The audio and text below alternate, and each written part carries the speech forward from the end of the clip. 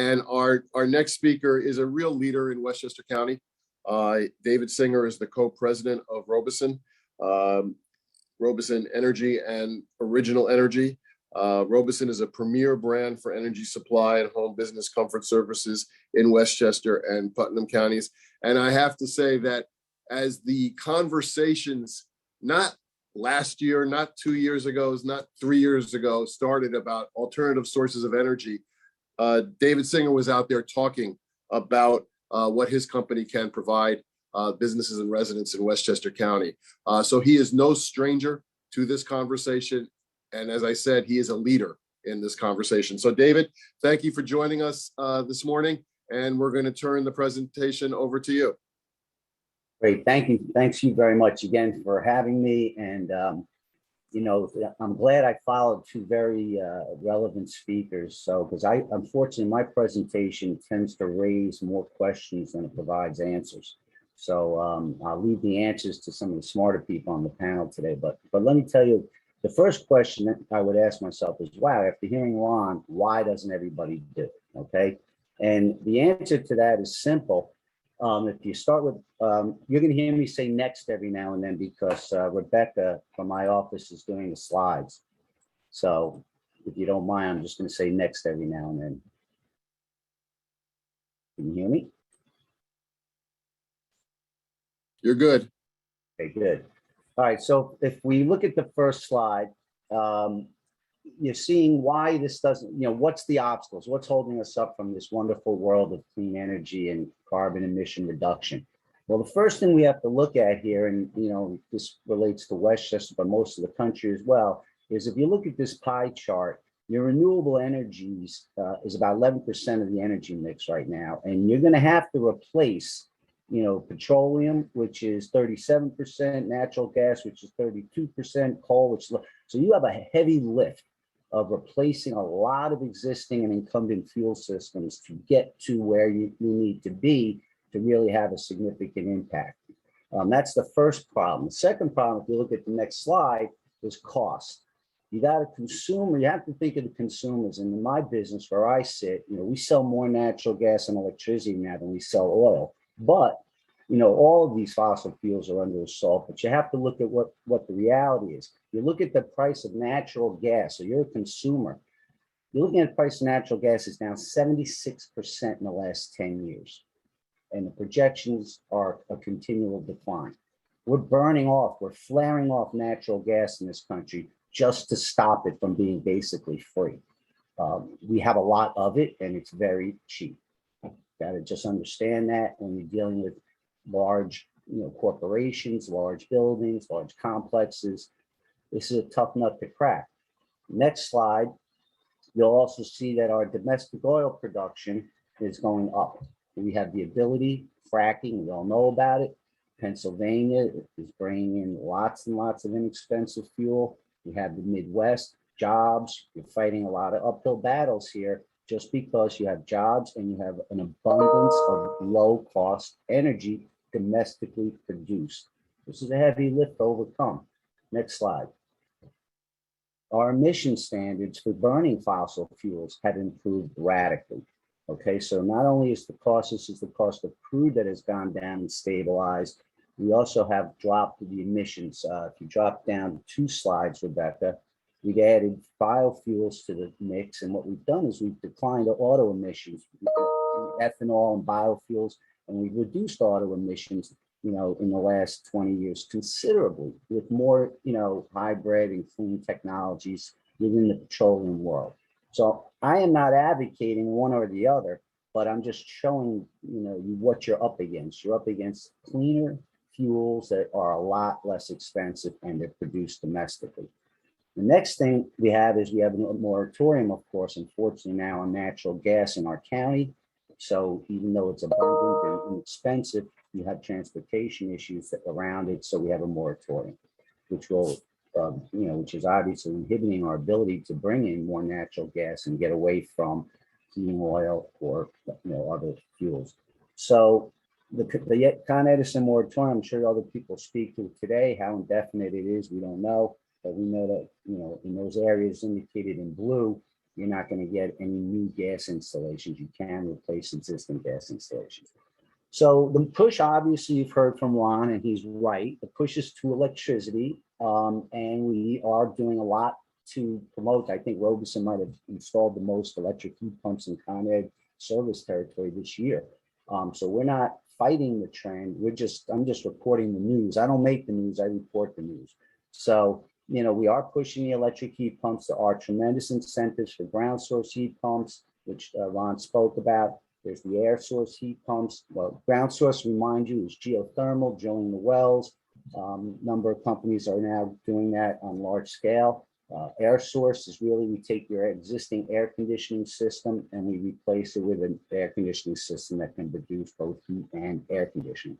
If you just jump ahead, another slide, there's still remaining some boiler incentives for those people that do stay within that gas, propane, or oil.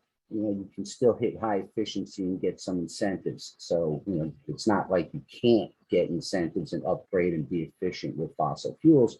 You can, and NYSERDA and Con Ed are still encouraging that. So all is not lost if you cannot or do not want to pull out the whole system.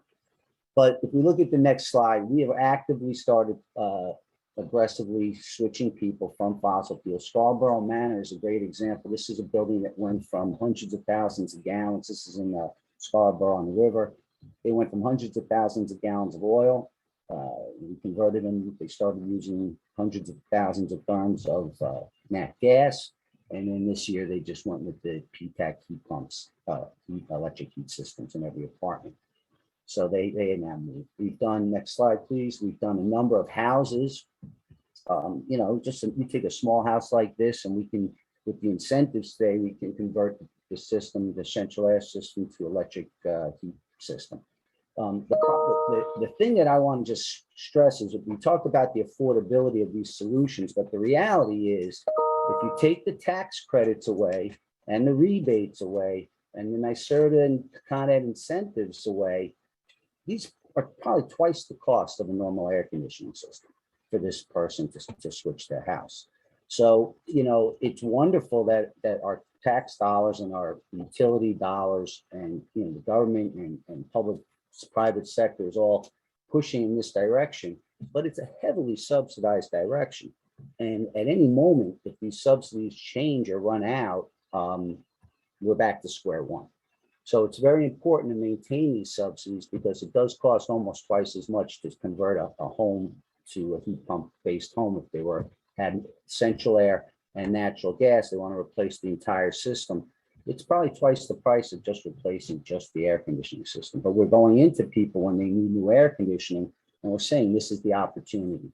And then we get the rebates, and then it's pretty much a wash. So there is the opportunity to do it, but it's, as Ron pointed out, you got to plan it and get the subsidies. Otherwise, it's not a cost benefit. It's green, but it's not a cost benefit. We did another home with geothermal. They had the launch space. That house worked out real well. And then next slide, I just want to show you. So what's happening though is you don't have to be an energy genius to assume that electric usage is projected to go way up. I also want to draw your attention to the pie chart.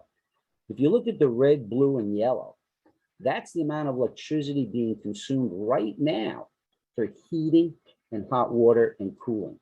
So, everybody's talking about, we're going to move the electric cars, and that's going to jack up our electric usage. And everybody that's charging at night now, it's great. It's cheap to charge at night. But if your entire neighborhood is charging at night when they're not at work, I don't know if it's going to be any cheaper. So that whole mantra of charging at night may flip if you look at the projections of electric car use. But more importantly, you got to look at that pie chart, and we have to ask ourselves, if we're going to increase the electric usage, cars is a very small sliver. If you look at the chart, transportation doesn't even really show up on the chart yet. But electric use for heating, cooling, and hot water is 3/4 of the chart, is a quarter of the chart, or almost a third of the chart. So you wonder if we're going to start converting everyone's homes to electric heat during the night and during the day, and then you're going to charge their electric cars in their garage at night, what's really going to happen? So the next slide, it's just something for us to think about, which shows the electric vehicle increase over the next 10 years. So as I pointed out, if that starts to really move, and now we at the same time we're simultaneously stimulating homes to go to electricity, whole homes, which already is a large drain. I just raised the questions. I don't have the answers. Ron pointed out some solutions, next slide. If you think this stuff is, blowing in the wind, if the answer is blowing in the wind, Bob Dylan, maybe it is. I don't know, but you're going to have a lot of wind farms. You're going to need a lot of solar. You're going to, prices are going to start to go up. Consumers are going to start to become aware of the fact that I can replace my gas furnace for $4,500 and buy $1.50 gas, natural gas versus doing this major project with all kinds of incentives, tax incentives, credits, and rebates. So I'm not here to tell you what to do. We have this conversation honestly with every single customer that asks the question. We look at the whole picture. It's not going to be one answer. It is not going to be a silver bullet that's going to solve this climate change issue. And it's not going to be ramming electricity down everyone's throat either. There's going to have to be an intelligent energy plan that coordinates all the fossil fuels, all the electric, all the possible fuel sources into a cohesive policy. I mean, we went ahead and closed every single oil terminal in Westchester County. And 2 years ago in the February freeze, we had to go to the Bronx so that our customers' homes wouldn't freeze up and have hundreds of thousands of dollars worth of damage. We had to drive all the way to the Bronx to get oil because nobody ever thought of what happens if we turn all the oil terminals into housing developments along the Hudson. Where do these people, half the county still uses oil? No one asked that question. Everybody just wanted a nice view of the river. So these are all questions that have to be asked and answered as we move homeowners, businesses, our communities. We need to have a policy, an energy plan. In New York State at this point in time, unless another speaker today wants to reveal what it is, I don't know. I don't think New York State has a coherent, comprehensive energy plan addressing all these issues. So at Robison, we're just trying to meet the needs of the customers. If you want geothermal, we're experts in it. If you want heat source air pumps, we've done more than anybody else. If you want nat gas, we have plenty of it. Still want oil, no problem. And, we leave it up to the market and consumers to determine what the best solutions are going to be. And every family and area is going to be a little different. So I'll open up to questions now. I think I've asked many. I haven't given you too many. No, David, thank you. And, again, and I appreciate your honesty, because one of the things that we have done at the Business Council of Westchester, led by our task force and Rich Ellenbogen, when we've talked to the state, NYSERDA, the Power Authority, the Public Service Commission, and the legislature, is, does the plan work? As Rich Ellenbogen, who, for many of you who know, his company went completely, his factory in New Rochelle went completely off the grid in the 90s, before anyone knew what off the grid was all about. But he's an engineer and a mathematician. And what he has consistently said is the math doesn't add up. And I just want to stick to your thoughts about what could happen with electric vehicles, because one of the things that we've raised to New York State is that the bottom line is that electric vehicles are going to increase the amount of electricity needed. And electric vehicle sales in New York State were up 63%. That was in 2018. And while they eliminate sales of gasoline, they add that additional load to the utility grid. And one of the numbers that we've come up with is that when charged from the utility grid, electric vehicles are only 5% to 8% more energy efficient than the internal combustion vehicle. So there's still a lot of questions that have to go on, that have to be answered about this. But again, it comes back to the infrastructure. Can we support this huge transition that New York State wants to go to in terms of electrifying vehicles? And I know you're comparing apples and apples. If you look at the price of fuel, I mean, I made that point. Look, my wife has a Tesla. Listen, I'm not going to sit here and tell you fossil fuels are better than burning electricity. It's not my mantra. My mantra is we have to consider the cost. So, and try to maybe spend money on cleaning up and doing a better job with fossil fuels, as we've done for the last 20 years. But the idea, though, with the electric car, you're talking about a subsidized car. We're showing cost per gallon. Well, 85 cents a gallon is the state and federal taxes on gasoline, and the electric car is getting state and federal subsidies. So if you just remove the taxes on gasoline, you'd be equal with the car. You'd be almost equal with the electric car. So, it's a lot of this is government and public policy incented pressures to move people in directions that may not be sustainable, which is John's point. You mentioned geothermal, and obviously, when we talk about Westchester County and really what's going to make sense for the new era of renewable energy, wind is not going to be a big factor as geothermal and solar and battery storage. But you guys have actually done the work for geothermal, and one of the things that we're going to have to try to do is, as I mentioned to Ron, is lower the temperature a little bit, if you excuse the pun, in terms of disruption of services that geothermal rips up the ground and isn't put back together again.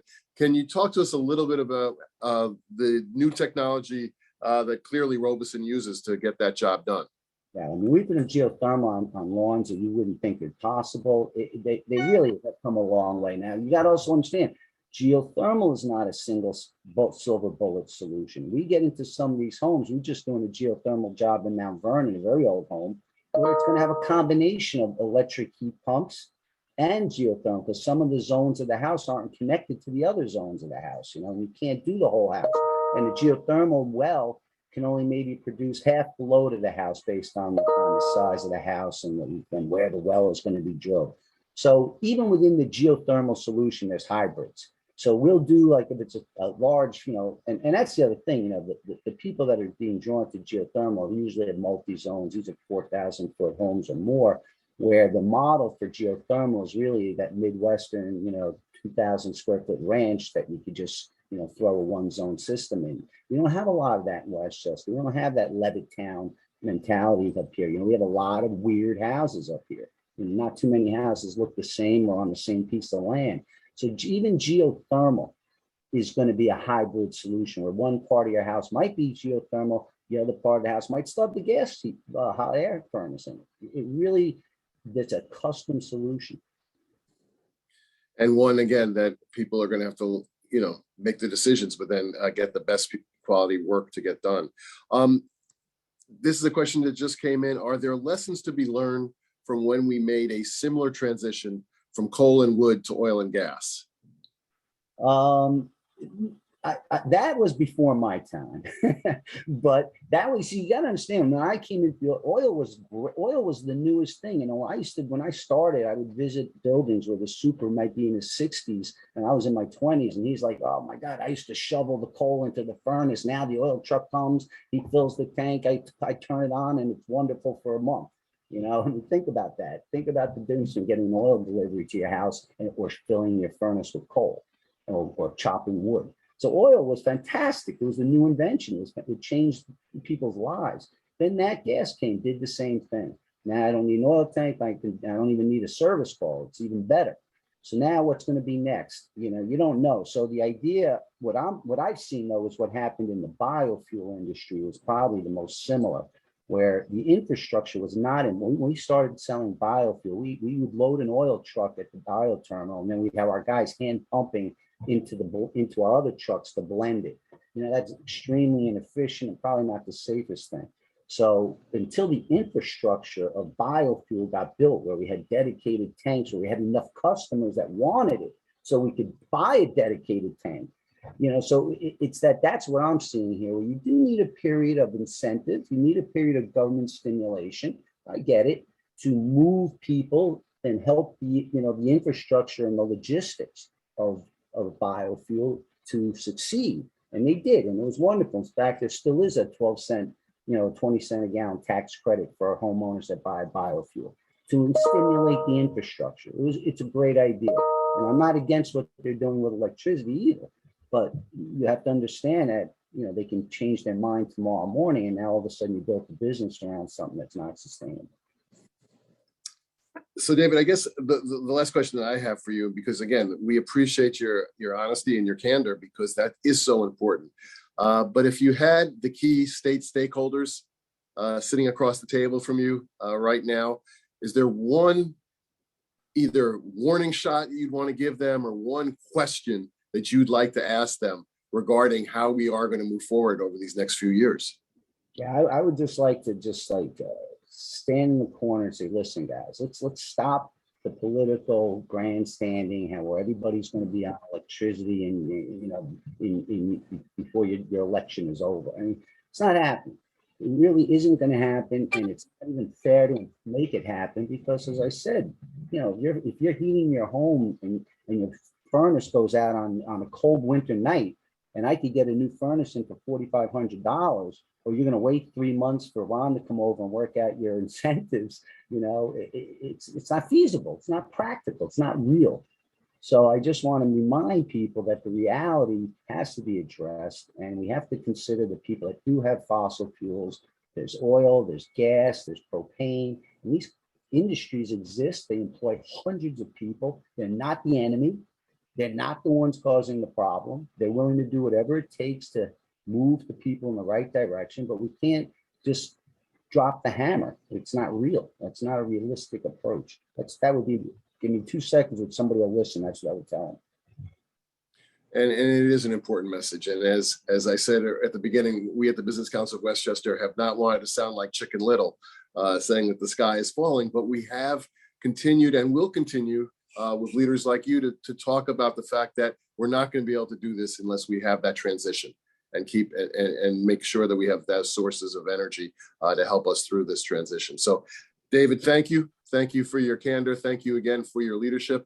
Robison has been a staple in Westchester County, not just providing energy, but all of the other civic and community work that you do. So thank you very much, and wish